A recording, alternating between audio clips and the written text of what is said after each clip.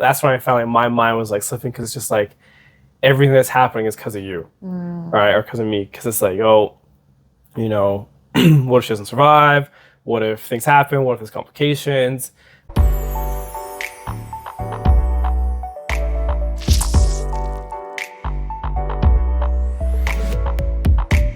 Well, welcome back, guys, to Smashed Oranges. Today we have a special guest. We've got Omari. Maddie's here, of course. But they are in the hot seat today. We're going through your birth story. I'm super excited to hear some more details. I've heard bits and pieces, but I'm really looking forward to hearing Omari's perspective and to hear some more of back and forth on your whole experience. So take us back to the beginning. I know that you guys went into labor a little early. Yeah. So I was due, I think, July 26th. And Around there, yeah, and Arden came June 30th. Ooh. So at 36 weeks and 4 days, he was born, but I think I went into labor on 36 and 3. Yikes. Yeah. Because it was the morning he was born, so he went into the next day. Yeah. So 36 and 3, we went into labor, and we had been planning on doing a home birth. Obviously, that didn't happen because they won't let you do a home birth at home before 37 weeks, because until then, baby's deemed premature. Which I was kind of annoyed about, because the whole pregnancy I was telling them my due date was wrong and he was going to be early, and nobody listened to me. Mother's intuition, sometimes it just rings true. Anyways, that's okay. So what happened? You went to labor early. I was stressing about nesting and cleaning my house and having everything perfect for a new baby. And thought You told me to clean the shower. I didn't clean the shower. I was going to do it later. And you cleaned the shower when I was away at work coaching. And then the water broke. How valiant of you to give this information willingly. Is what it is. I was It's part of the story on now. my hands and my knees scrubbing the shower. And then I stood up to go get a drink of water. And as I stood up, my water broke. Oh my gosh. What if, because you thought of water, your water broke? There's a correlation there. It was like subliminal messaging or something. Just like deep in your brain, it was like water. Oh. No, I don't think I think it might have been the scrubbing, Omari. It might have been the labor. Scrubbing. Well, and the day before, though, too, I had been feeling a lot of like pressure. I was really uncomfortable, and I'd gone to the beach with a friend of mine, and she asked me if I had my hospital bag packed, and I was like, no, I don't. Like, still far out, but like maybe not that far out. She's like, maybe you should pack that. So I went home and I told him, you have to pack hospital bags. Like, this baby could come anytime now, kind of thing. Yeah. I was gonna pack the bag later. As I'm sure we're all seeing a trend here. We're also supposed to read the, like, Omari's just like, it's gonna happen. Yeah, eventually. It's gonna happen eventually. Fine. I will catch up. That's probably like I'll catch up. my procrastination. Be like, just do it in like an hour. Yeah. That's what I need to have happen. So probably. I called him. He's at work, and I'm like, my water broke, and I'm like freaking out, like stressing, like, what do we do, kind of thing. Yeah. And so we called my midwife and said that we were going to check into the hospital. I'm just going to, check into the hospital. And, so Omari came home. We went to the hospital. We were both just kind of like freaking out. At this point, no contractions were happening. And so they confirmed my water had broke at the hospital, and then said that my group strep B test hadn't come back yet. So they had to treat it as though it was positive and start me on antibiotics. Just because if it is positive, the baby could be quite sick. Okay. And so we went that route, but then they said you can't be on antibiotics forever without having contractions, because we can't just give you antibiotics till the end of time, because that's not good for you either. So yeah, no contractions were happening. We were like trying everything to get them going, and just like nothing. So they started me on oxytocin, and then contractions started happening about 4:30 in the afternoon, 5 o'clock. Yeah, around there. So what time were you admitted to the hospital, and what time did the contraction? You said it's 4 o'clock. Well, my water broke at about 12, and then we were admitted to the hospital at like 1. I think it was, I remember this 1:30. because I finished up a session because I was coaching, I was training a kid, so getting ready to go to spring camp or main camp, and then we finished up. I was only like packing a bag of ice for him because I think his knees were sore. And I remember like finishing packing, like, oh, call from Maddie. That's strange. Like, I'm sure he wants food or something. But in my head, I'm like, water broke. And I'm like waiting to hear it. Because I had a feeling too, because like, she never really calls during this time. Because like, it's either a case of like, oh, can you pick up like a burger or like some nuggets? And okay, like, I think I just knew it wasn't going to be that. But okay, this is going to be a high % chance water broke. Wow. She said it. And I was like, okay, cool. And then Trying to stay calm. What was going through your head? just get home. Just get home. Just get home. You like, just mission. You just knew like, what the mission was. Nothing. I couldn't like pick up the water at the school I was at, so I had to like, get home, get settled, figure things out. In my head, I'm like, I probably should have packed the bag. Oh no! Should have packed the bag, but luckily I knew like, okay, things are gonna like ramp up right away, so we had some time. Yeah. Well, they did not ramp up right away. So Yeah. No, so that's the other thing That's too. interesting because it did take a while. Yeah. That's actually surprising to me how long it well, took and for they didn't contractions to start until I got onto oxytocin. Yeah. And so the hope was with like taking oxytocin that eventually they would kind of just like take over, like my body would figure out what was happening and like take over on its own. So yeah, I was in labor on oxytocin from, when they started me on it at 5 until about 2:30 in the morning. And at this point, my midwife had said like, let's do a cervical check and just see like how far along you are. That was the most horrible experience of my life. And What was that like? Surprisingly painful. And like I was in like the side. I was at the side like couch. And I was just like, okay, like cervical check is like I'm envisioning like cervical checks, like I'm thinking of like the movies where they look on the blanket. Oh, you're this far dilated. You're good to go. Like you're on track. Yeah. I sit there and Maddie starts screaming. I was like, what is I happening? feel like she like shoved her whole hand inside of me. I think that's what happened. Oh my I gosh. was like, And, damn. Like I was had like, I been like 6 or 7 centimeters dilated at this point, that probably wouldn't have sucked so bad. But she's like, yeah, you're not even 2 centimeters. Oh no. And at this point, this has been now like 5 till 8, which is basically the entire duration of your labor. Yeah, almost. From like water breaking until baby being born, and then like here I am being like, oh, I'm only 2, not even centimeters dilated. Oh, that's brutal. So she said, like, well, probably you might want to take an epidural because at this point I wasn't on any pain medication. I had just been like laboring with contractions with no pain meds for like 8 or 9 hours at this point. Mm-hmm. And so she said, you might want an epidural because we're going to increase the dose of oxytocin we're giving you. It might get more intense. Mm-hmm. And so at this point I was tired. So I was like, yeah, like give me the epidural. They gave me the epidural and then Arden's heart rate crashed. Oh no. it was crashing. Well, what was happening, I guess it wasn't crashing. It was like, so I guess it's supposed to be like, it's normal for the heart rate to go down with the contraction, but then it is supposed to go back up as the contraction is like stopping. But what was happening is his heart rate was dropping and then the contraction was finishing, but the heart rate wasn't going back up as fast as the contractions were. Okay. Yeah, so they called in the why am I totally bringing the like anesthesiologist? No, the doctor. Oh, the doctor. Yeah, because I wasn't there for that part because I decided to go to the washroom. Because I mean, to be fair, they had kind of pitched this as like we were just going to kind of like get the epidural in, like see kind of how things were going to go after that, and like take a little bit of like a break. It kind of sounded like we were going to take a little break and just like see what was going on. Okay. So Omari sees this as an opportunity. I was like, hey, well, like, I'm not going to ask to go and use, like, Maddie's washroom because in case she needs it. Oh, yeah. It's okay, I'm just going to go to the washroom. I didn't get a chance to go today. I'm just going to go now. Like, I just need to go take, like, 10 minutes, whatever long, like, just a little me time. Just, like, steps I go. Omari needed some me time. Yeah, take a poo. Go scroll on TikTok, Instagram, just a little doom scroll. Okay, a little break. Let's get back to it. Just casual. And I mean, to be fair, I didn't even notice he was gone at this point though, because I was getting the epidural put in, and like there were so many. I was there for that. Oh, I don't see. There's so many people in and out of the room. I didn't even know what was. Well, happening. and like at that point, kind of what you're saying is they were like, okay, so epidural's in, things. We'll just like wait and see what happens. Yeah. They weren't expecting anything to change right away. Yeah. That's what it sounds like. So it was a nice lull to like. Yeah. Where he's like, you're So it only made 2 sense. centimeters. He's not being born right now. Yeah. I can just take a quick like 10 minutes. So while Omari's gone. This is where things ramp up. Yeah. So while Omari's gone.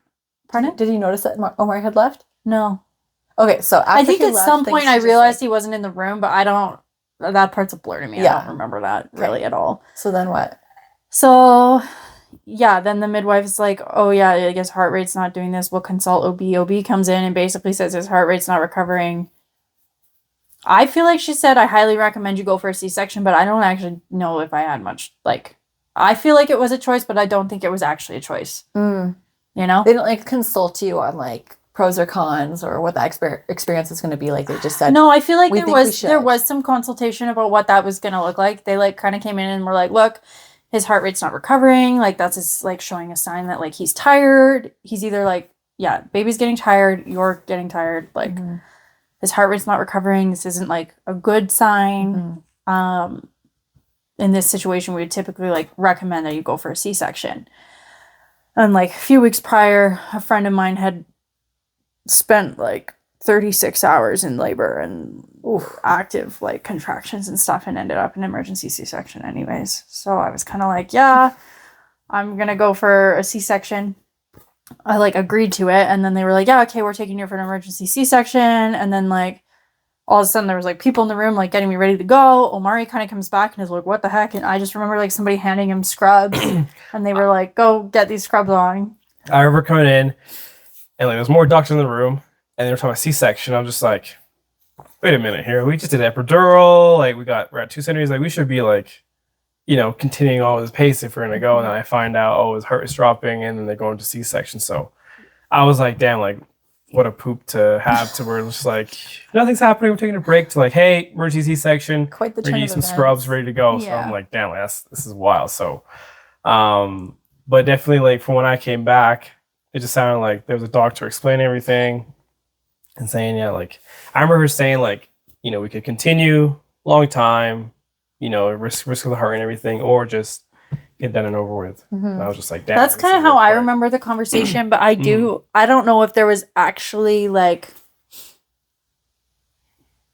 yeah, I feel like because his heart rate was dropping that like, it probably wasn't safe to keep doing what we were doing. Yeah, which is now where I was questioning like, you know, if we went the no epidural route, who would keep going?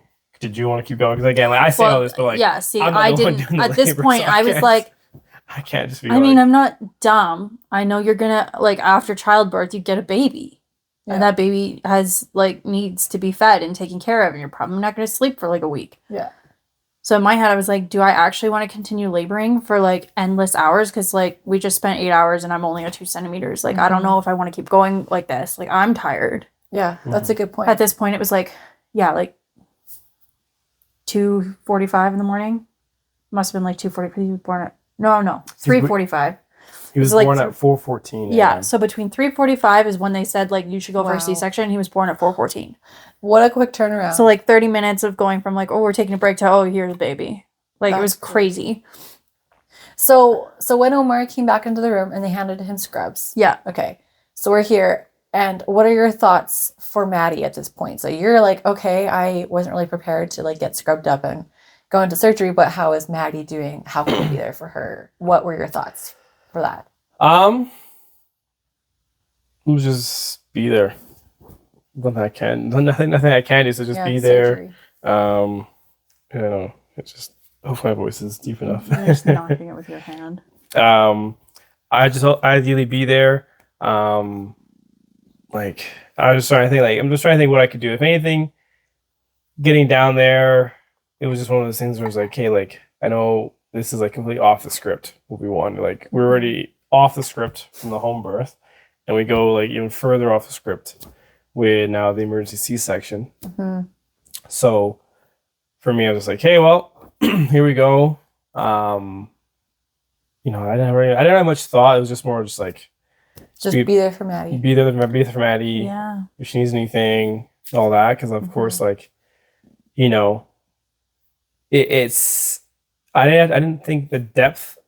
I knew of C-sections just because like you hear it from movies and everything around, but I didn't realize the depth of it that goes because like I don't know, just like one of those things where you just hear like it was done in the way and done in the past, and so it's like a alternative way to have a baby be born, but then also seeing how you know things have been going for Maddie on the recovery side, which I think we'll get to. It was interesting to see that. So I think that's a good point, that like C-sections are so commonplace now that we forget how much of a major surgery it is and the fallout from that. So I think that's an interesting point, and I would like to pivot maybe from there because I would like to hear about the recovery. So once Arden was born, very quick after hearing that you're going through C-section, it's crazy. So once that was all done and you had your little precious baby boy and you're all stitched up and you're sent on your way. So what was that like? Because you had... Yeah, okay. So, like, immediately after... Oh, God. Because you hadn't... Sorry, I'm just formulating my thoughts because there's a lot of them. You hadn't fully mentally prepared for a C-section. No. Yeah, so I don't think I understood, like, how massive of a surgery that was, you know? And so, like, Arden's born... I can't hold him because I'm laying on the table shaking. Yeah, because you get the shakes a lot. That's pretty typical though with childbirth, even if it is a vaginal delivery. But like, I couldn't hold him, and then couldn't get out of bed on my own. Couldn't sit down on the toilet on my own. Had very just like there was no feeling in my left butt cheek at all. Wow. And I don't know if that was from epidural or what, but we get home. We figured it was from the epidural because it wasn't though, because we talked to the anesthesiologist about that. Yeah, but anyways, that's still up in the air. Anyways, I just like wasn't prepared for how little I was going to be able to move and like get like you're laying in bed like 3 days postpartum, your baby's crying, and you're like trying to get out of bed. I have to like wake him up and be like, I need help out of bed. And then you like stand up and you have to pee really bad. So you're like trying to get to the toilet. But then like, I felt like I didn't even have like enough muscle control to like perform the motion of sitting. Like I'd have to like use my arms to like sit down safely. Yeah. Well, a squat takes like every muscle. Yeah. Yeah. And so like initially, just being in like a ton of pain. And, like, not really being able to, like, stand up on my own. Like, even, like, during the day, I spent a lot of time in, like, the living room and sitting in the chair. And, like, getting up from the chair, I needed help. Like, it was, Did it impact the way that your postpartum days looked or what you expected them to look like? How so? Omari's nodding. I would like to hear what your thoughts. You're like, yes. Baby, I need you to pick up my water over there. Baby, I need you to go do this. Baby, I need you to do this. Like, I think the most frustrating thing for me is, like, if my water is sitting 4 feet away from me, I like to just be able to reach over and grab the water. But even that lean, I couldn't even do the lean. Oh, wow. You know, so I'm like trying to figure out how to breastfeed. I'm not sleeping. I can't pick up my water off the freaking bedside table or like the coffee table in the living room. Like I can't reach like an extra 6 inches to grab the popcorn. Like, But then again, like, I know there's things that like you can do and you wanted to do, but as well, like that's not where I step in. Like I didn't birth the baby, so like, I can do all that stuff. Yeah, which I know, and you like, were great about doing that, but it's still just like frustrating to like have to ask for every single thing. Well, I mean, it's sure, but like you also grew, birthed, and feeding the baby. So like I can at least pick up a few things. Yeah, I can pick up painkillers. I can help you like all that stuff. I also think too, like because it's such a common thing. Like I know lots of people have had C-sections, and I think most people know lots of people who've had C-sections. I don't think people realize actually like how much pain you're in after that. Because I think I was like maybe 6 or 7 days postpartum at this point, and I was wearing one of Omari's hoodies, and it was a white hoodie, and we were eating something, and I spilled like some sauce or something on the hoodie, and I was just like, ugh, and I looked at him, and I was like, do you want me to go, like, this probably should be washed right now, and like, do you want me to make sure this gets washed right now, kind of thing. He was like, yeah, like, that's my white hoodie. And so I stood up and I took the hoodie off, and like we had stayed with my parents for a few weeks just to like have some extra support, and their laundry's in the basement of their duplex. So I like walked to the top of the stairs and like go to like take the thing down. I just like started crying because I was like, I can't even walk down the stairs. And nobody in that moment had like clued in to like, oh, Maddie can't take the hoodie down the stairs to put it in the laundry. It was kind of just like, oh, you spilled stuff on the hoodie, you should take the hoodie downstairs. I was like, but I can't do that. Like, I can't go up and down the stairs right now. Yeah, I'm in so much pain. Again, because it's so commonplace that everyone's like, oh, we forget. Yeah, and I mean, by the time, like, at this point, like I said, I was like, it was like maybe a week had gone by. I was like, oh, I'm still not, like, able to do just simple things like go up and down the stairs. Which is so funny because all the layers that are cut during a C-section. Yeah, like, it's a total, like, considering how massive Yeah. of a surgery it is, like, not being able to go up and down the stairs after a week later is totally normal. Yeah. And, like, I know I had a friend come visit me, like, that first week, and her partner at the time had like, a hernia surgery. Oh, yeah. And she was, like, kind of shocked at how much I was doing. Yeah. Because it's a bigger surgery than a hernia surgery. Like, he had a keyhole, hernia surgery or whatever. Gotcha. And, yeah. And they take you out of business. And she was like, no, he's been a baby on the couch for the last 3 weeks. Well, that's what the doctors tell you. Because Josh actually had a hernia surgery when we were dating. Yeah. Engaged. And he came and stayed with us for the same reason. Because he's like, I can't do anything. Like, I need more support. Yeah. Like, and they're like, here's a baby. Go run a marathon. That's so Massive funny. surgery. Here's a marathon. I've never made that connection before.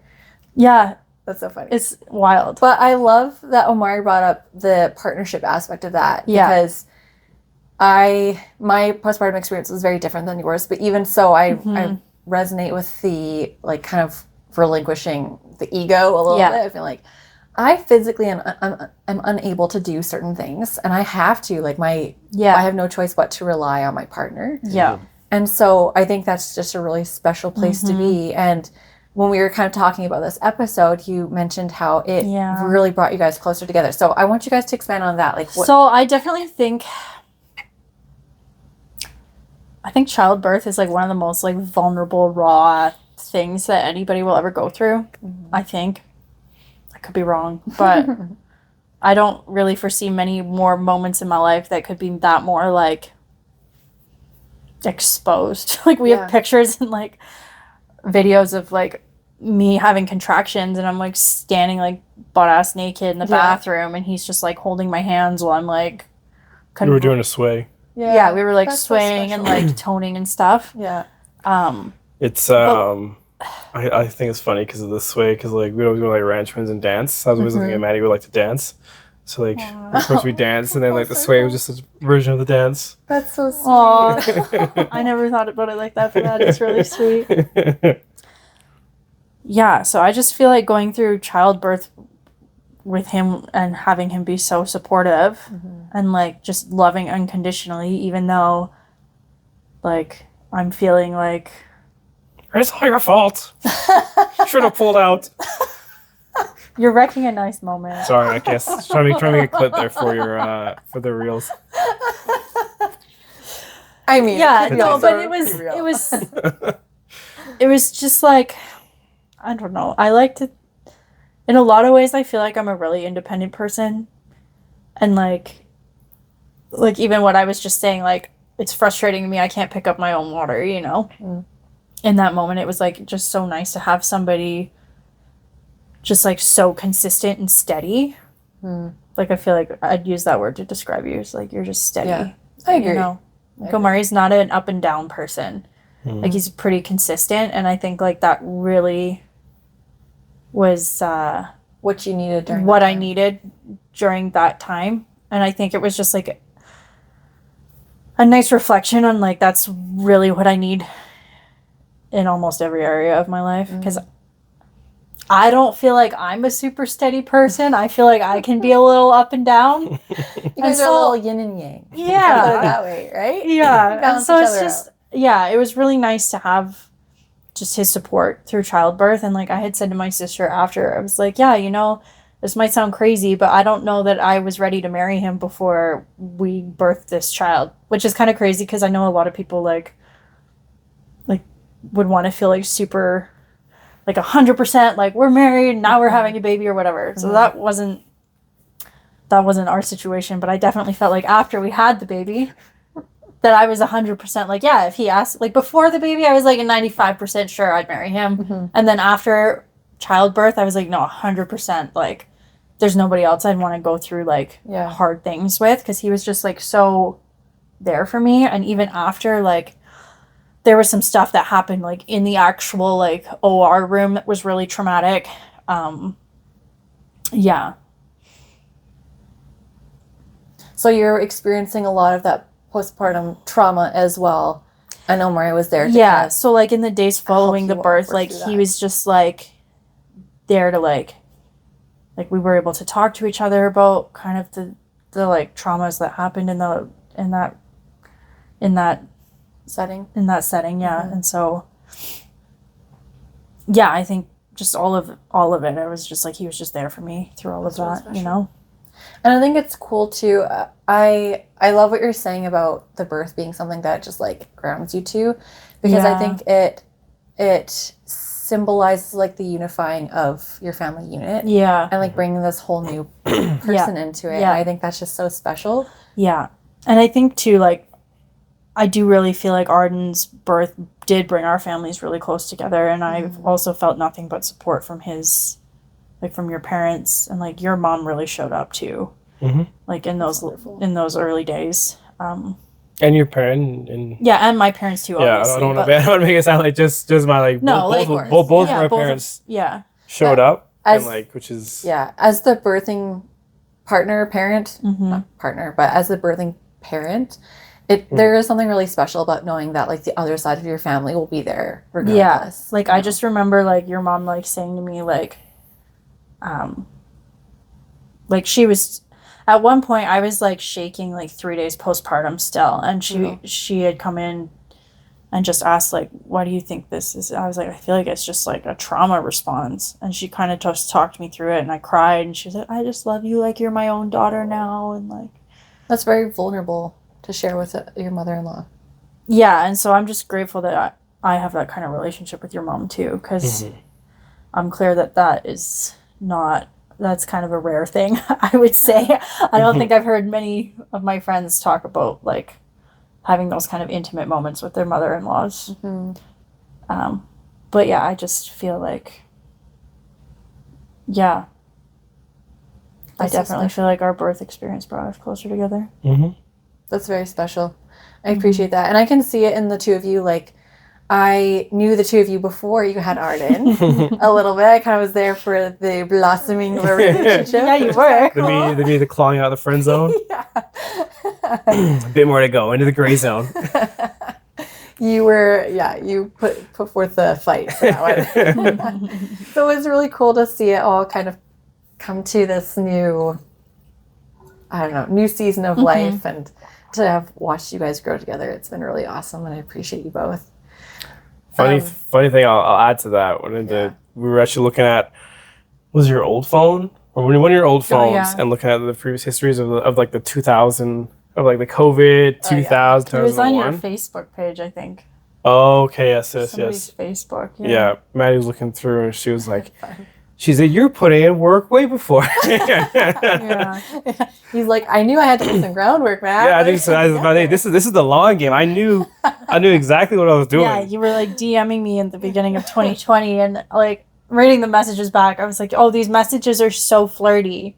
Like, how did I not see this? Like, on both ends, though. But even, like, reading it out of context, like, if you were putting your own context over the messages, you'd be like, these two are 100% flirting. In my mind, we were not flirting. That's so funny. Yeah, hindsight is 2020.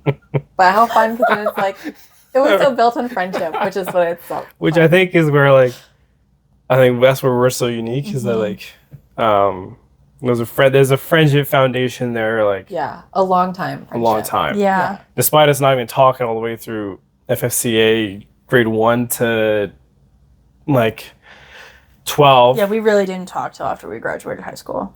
Grad camp, But we had you the knew first of each other, conversation, same yeah. circles. So I guess that's the thing where, like, we knew, and, like, this is where I always think it was, like, this is where, like, I guess to take it outside of, like, the childbirth, but, like, our friendship, even with our other friends from FFCA, even with myself, because I know we were FFCA from grade 2 to 8. There's that moments of, like, you grow up together and you see each other grow up in different stages and all achieving different milestones. Yeah.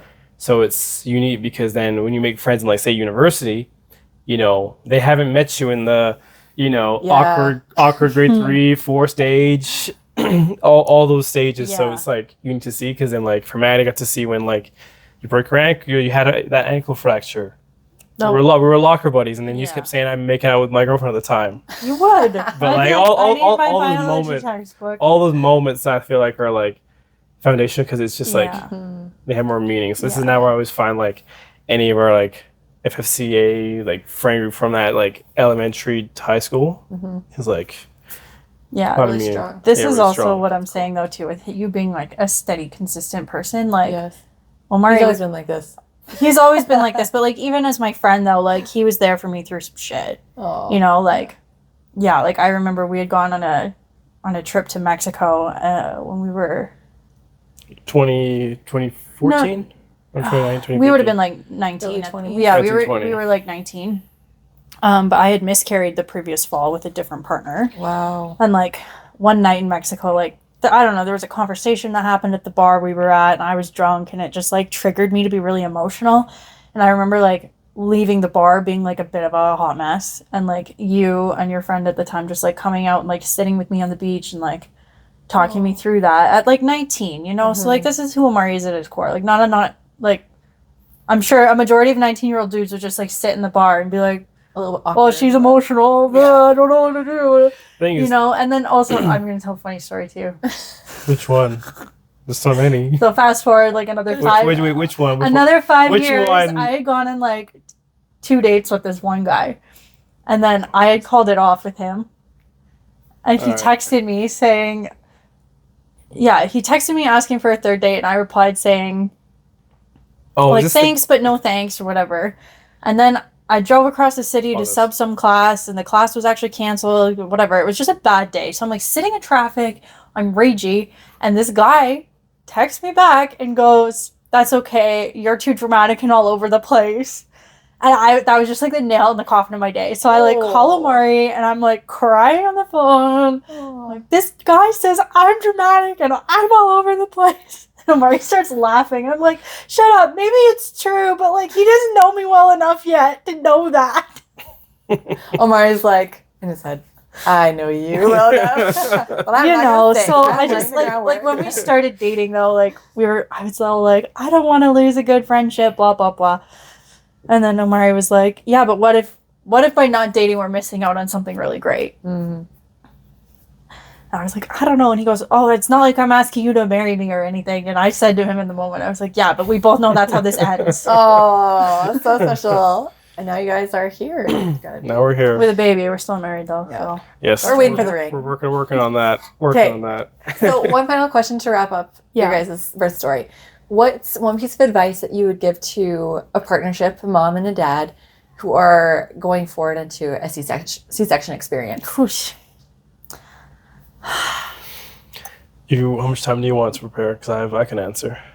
You answer. Yeah, go for Okay. it. I'll answer on the male perspective side. Great. Because I feel like We need more male perspectives. yeah, for what we can give, the moments to where I found the most trying moments was when like you go down the elevator, and then you go through the doors. Okay, you wait here. We'll call you when you're ready. They say 10 minutes, but I swear it feels like An eternity, probably. eternity, right? And like especially at the time of day when we were going through it, it was like no one in the room. You could tell it was like an office space, empty, just waiting. And you're just like, okay, like here we go. But like that's when I found like my mind was like slipping, because it's just like everything that's happening is because of you, right? Or because of me. Because it's like, what if she doesn't survive? What if things happen? What if there's complications? What if things like all the reasons, right? Because then you tie it back to me, and this is now where like I had to this is like a good test for myself to mentally like rein everything in, right? And then be like, hey, you're gonna show up, take it literally like step by step, and go forward. I found like it was like one of those like moments where I like used to like check my morals and like check with my standards and check with like what we're gonna do in the situation, like all those things there, because I'm just like I knew like hey, I have to be here, but like there was no ounce of me that wanted to like get in it and run. Like I can only imagine like say like there's an alternative timeline of like me not being there. What if it was like, oh, he's not in the waiting room? What then?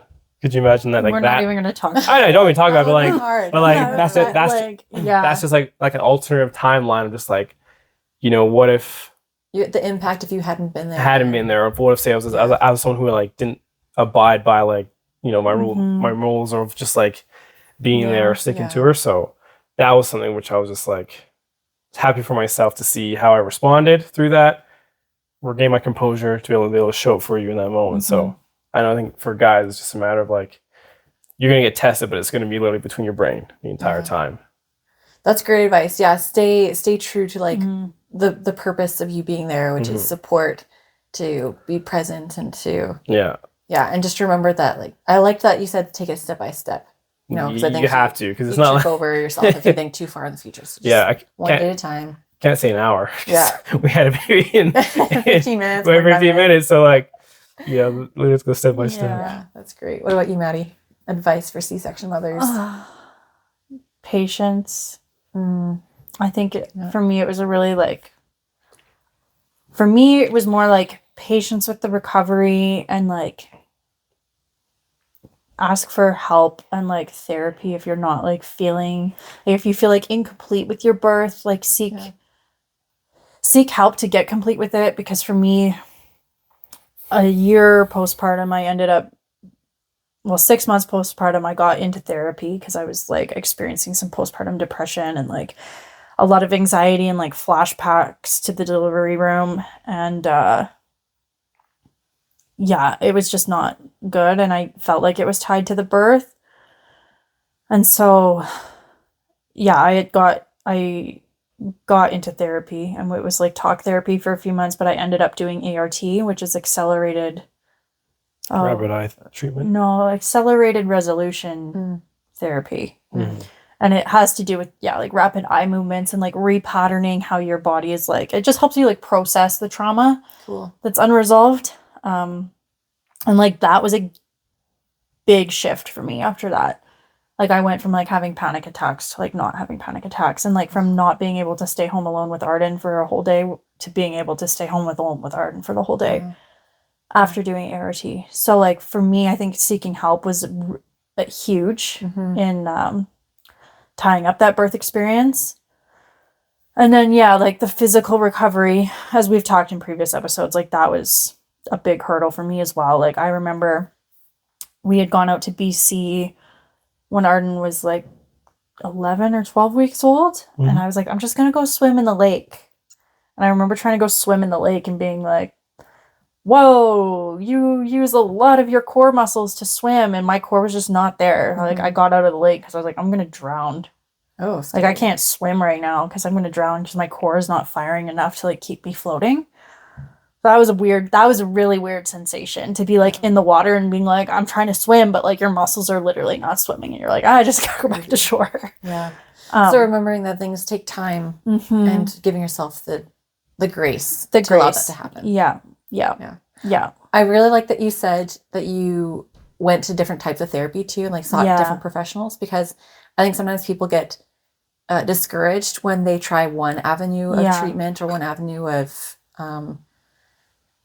I guess treatment's the best way to say it. So it's good to just say, give yourself the patience and the time, put in the effort to do what you need to do. This is really quite a ground. Well, and even within that too, like I had seen 2 different therapists that were therapists, and both of them were like birth traumas, like therapists. And the first one just didn't jive with me. It's a special relationship. So it does take some work to find the right person for sure. And so like give yourself the grace to like have that. And then I also think communicate what you're feeling with each other to the best of your abilities without getting like defensive about it. Because I think what was big for me too was like, I was really upset we ended up in a C-section because obviously I wanted a home birth, and like even like hearing like home birth stories after like when you announced you had a home birth, I was like, oh, I can't even talk to her right now. Like it was triggering, and that has nothing to do with you. Like I was able to recognize like, oh, that's my shit, not Sarah's shit. Like Sarah has nothing to do with this, but like, like that was hard. But I think there was part of me that was resentful about the fact I was cleaning the shower.